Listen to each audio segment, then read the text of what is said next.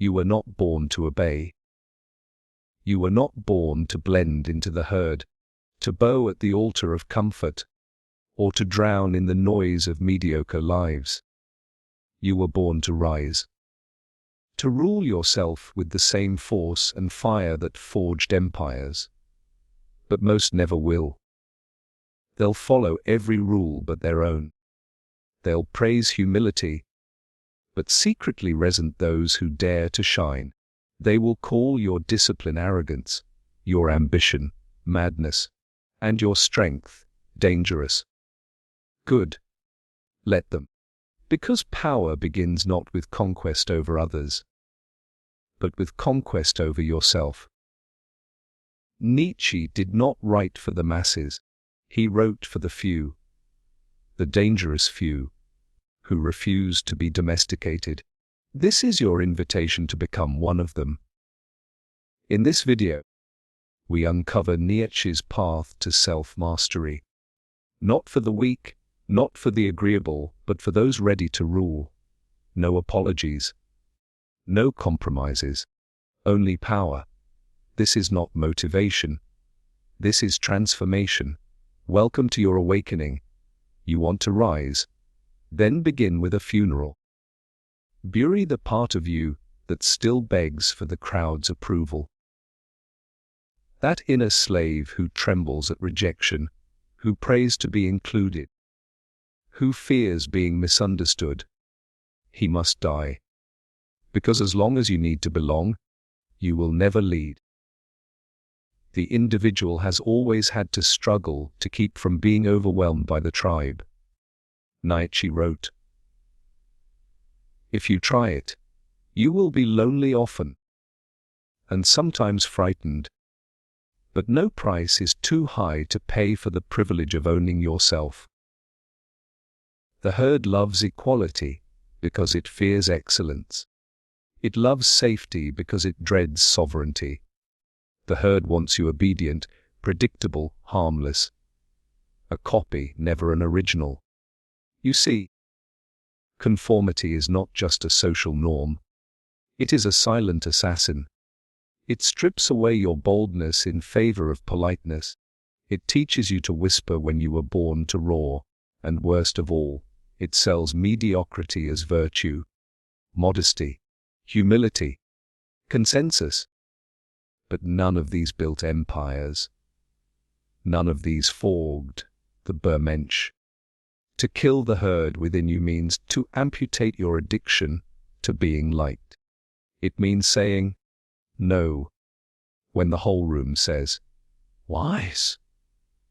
It means walking out of the parade and marching to a rhythm only you can hear.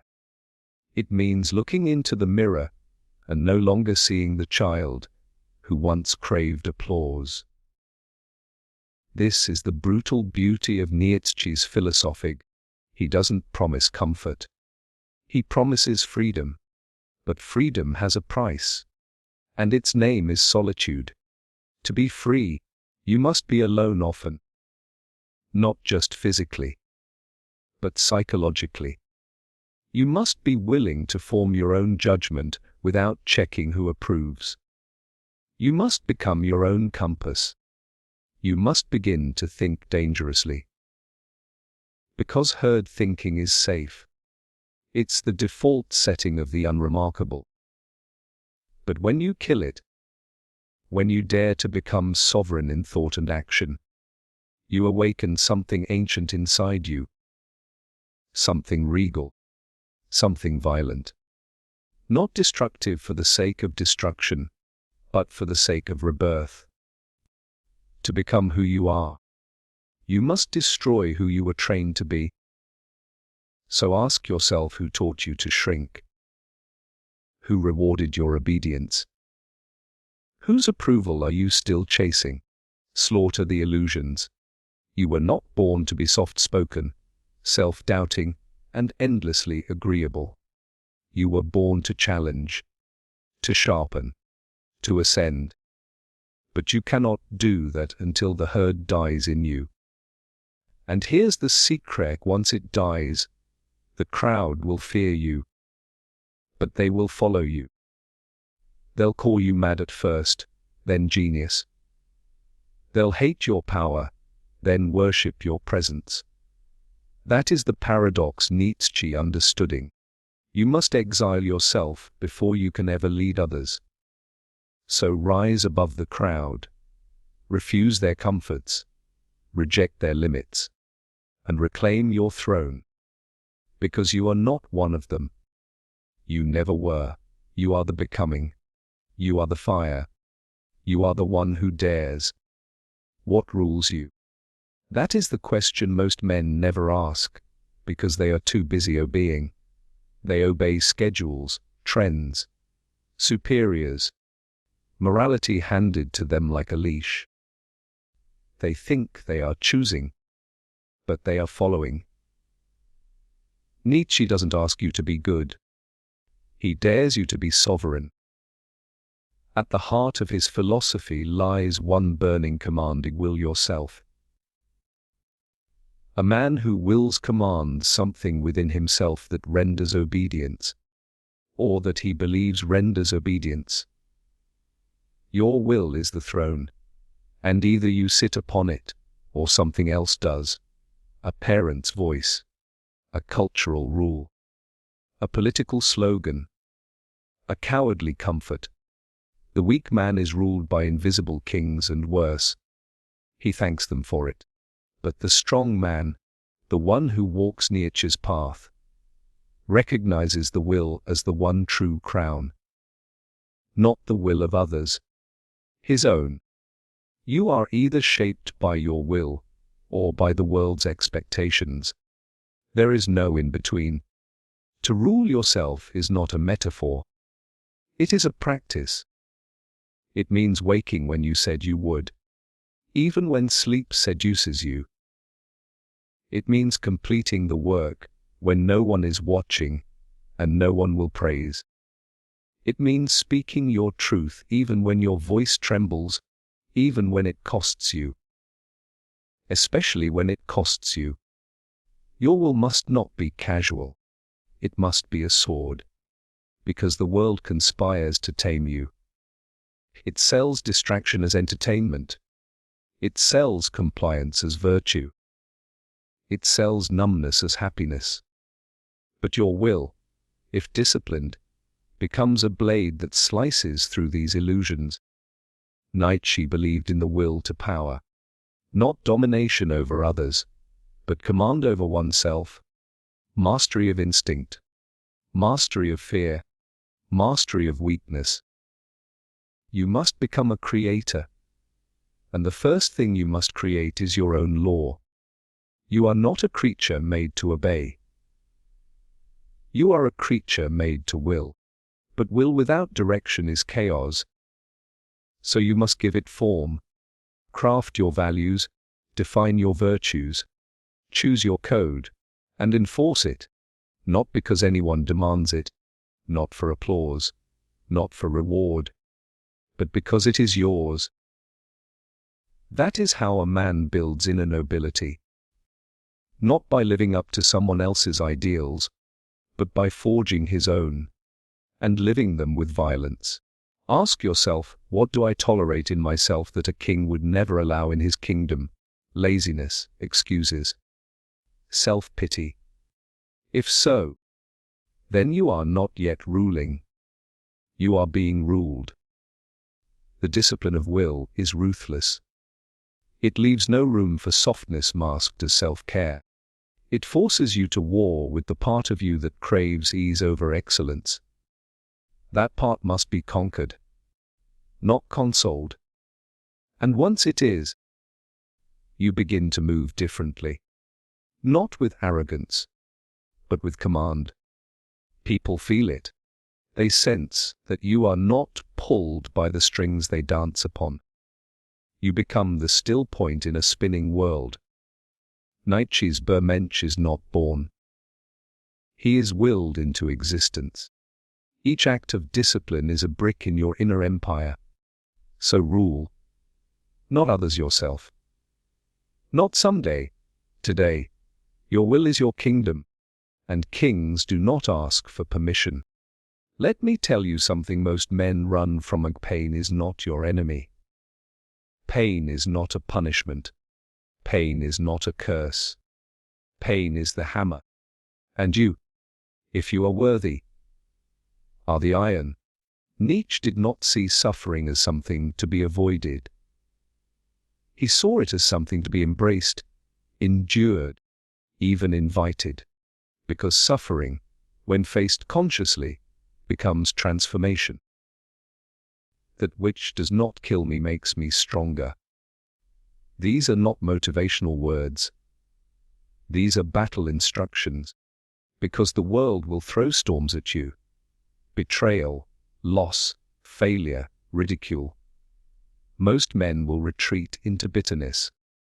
They will blame others, worship comfort, and die without ever being forged. But you, if you are to walk the Nietzschean path, you must learn to smile at the furnace, to meet it with open eyes and clenched fists. You see, in every trial, there is a question. Will you break? Or will you become unbreakable? Nietzsche believed that man's greatness lies not in avoiding hardship, but in using it. Pain shows you your limits, not to keep you in chains, but to tempt you to shatter them. You must see pain as the blacksmith sees his fire, not as destruction, but as purification. Each flame strips away your excuses. Each blow crushes your illusions. Each scar is not shame. It is a signature of your becoming. But only if you stay in the forge, run from discomfort, and you remain brittle. Blame the world, and you stay soft. Numb yourself, and you rust. Nietzsche admired the tragic artist, the warrior philosopher, the man who dances with suffering and turns agony into meaning. Because to endure pain is human, but to use it is divine. So ask yourself, will you turn your heartbreak into hatred or into wisdom? Will you let failure make you fearful or sharper?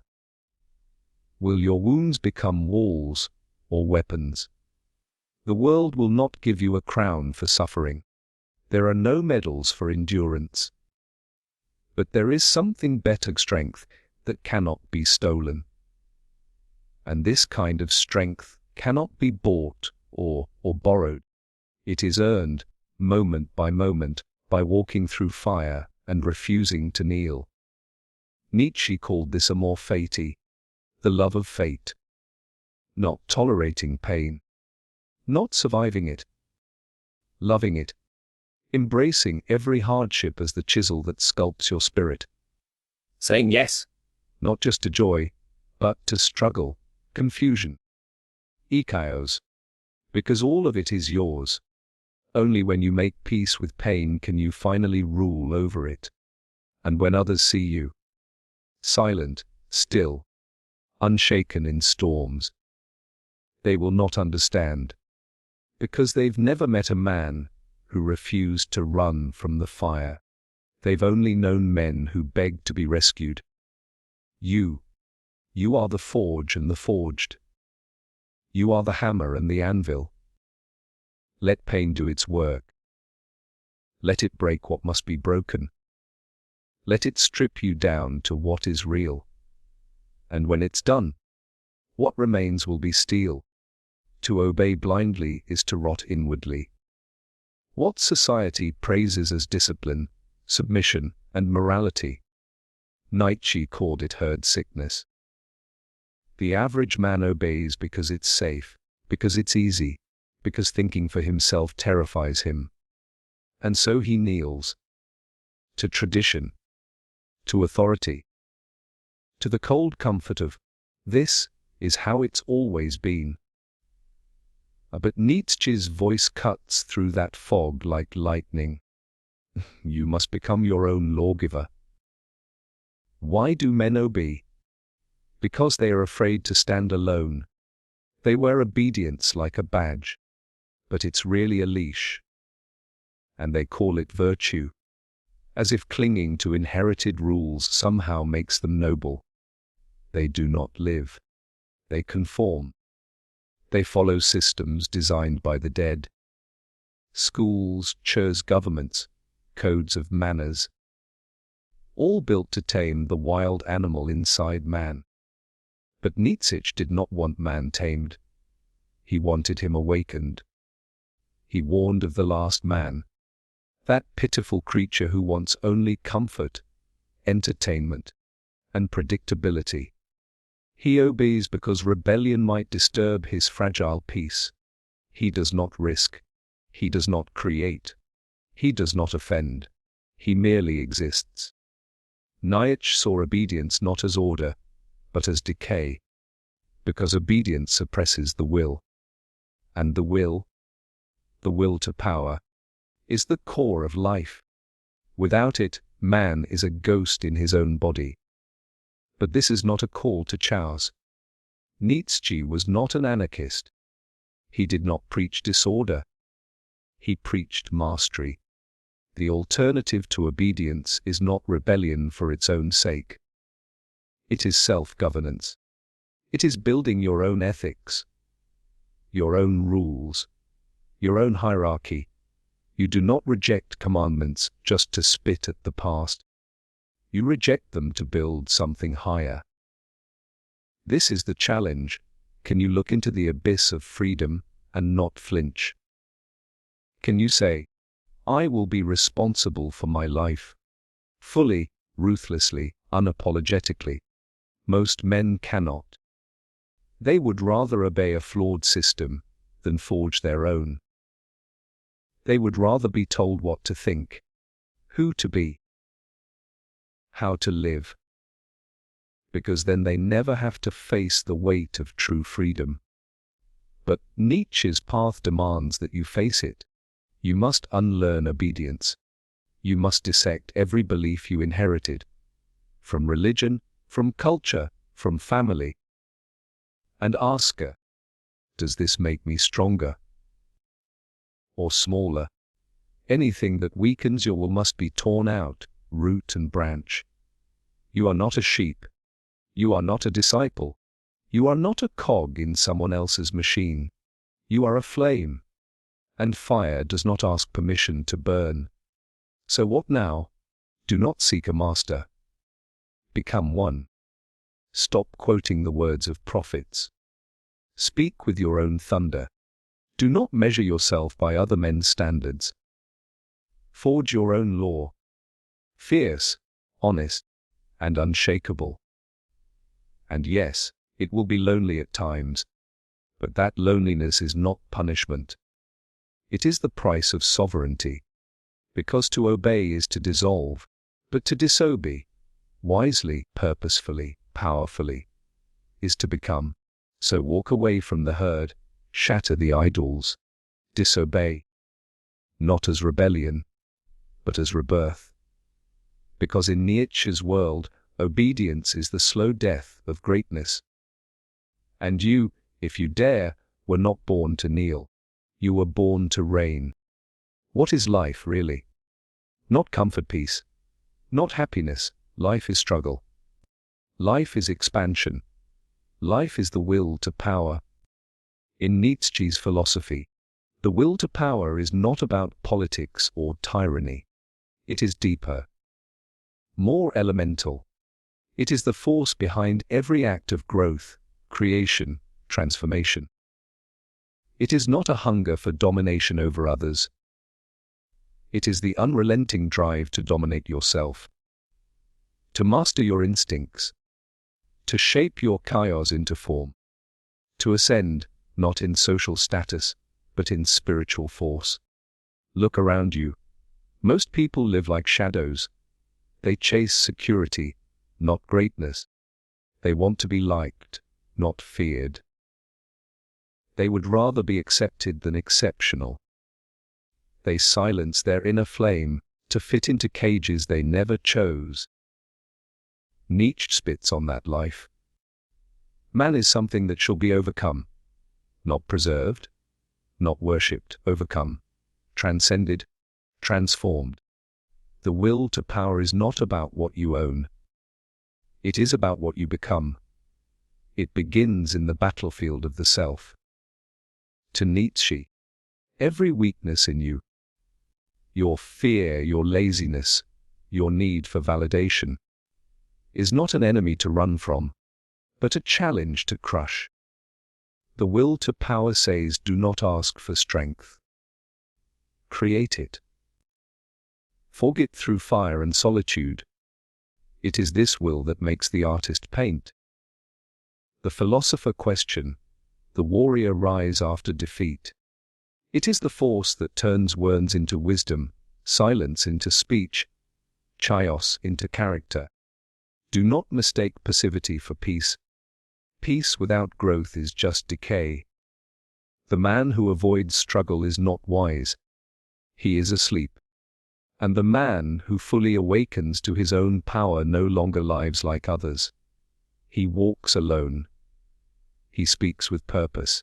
He commands not just rooms, but realities. This is the Ubermensch, the overman.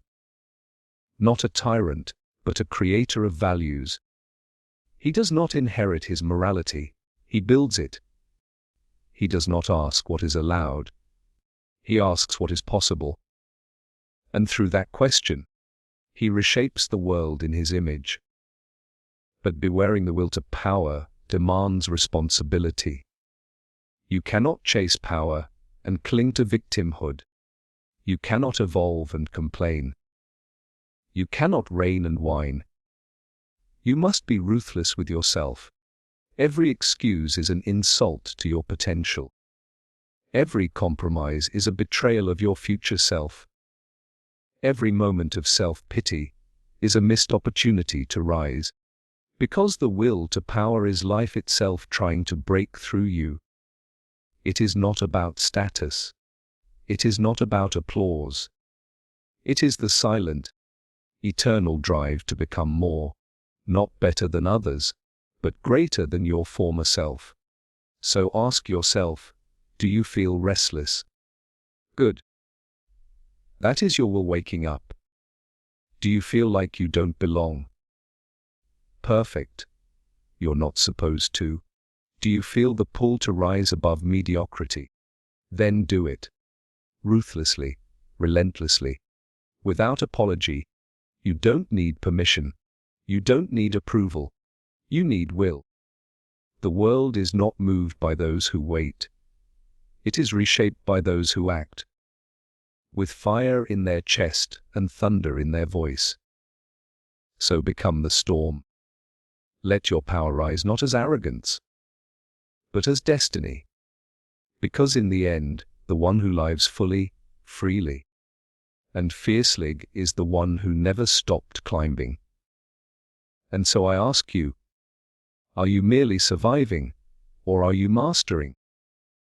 Because if you still look outward for answers, for praise, for permission, then you are not yet alive in the way Nietzsche speaks of. You are still asleep in the cradle of conformity, wrapped in the soft illusions of modern comfort.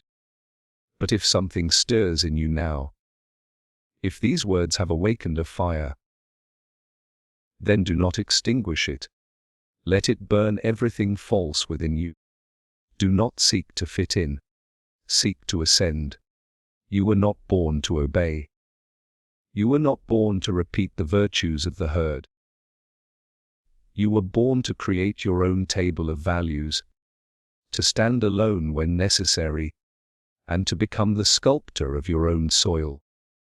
Nietzsche's path is not for the faint-hearted. It is not for those addicted to being understood. It is for the few who dare to rise, the few who dare to look into the abyss and build from it, the few who will choose discomfort over stagnation, truth over convenience, and greatness over acceptance. This is not self-help. This is self-conquest. It is not about becoming better than others. It is about becoming unshakably yourself, unapologetically, relentlessly, eternally. In the words of the masting, You must become who you are. So go now. Not with noise, but with depth. Not with fear, but with force. Not with borrowed morals, but with forged meaning. Break the chains. Burn the mask. Build the self. Rule not the world until you've first ruled the world within. Your throne awaits, not out there, but here, at the summit of your will.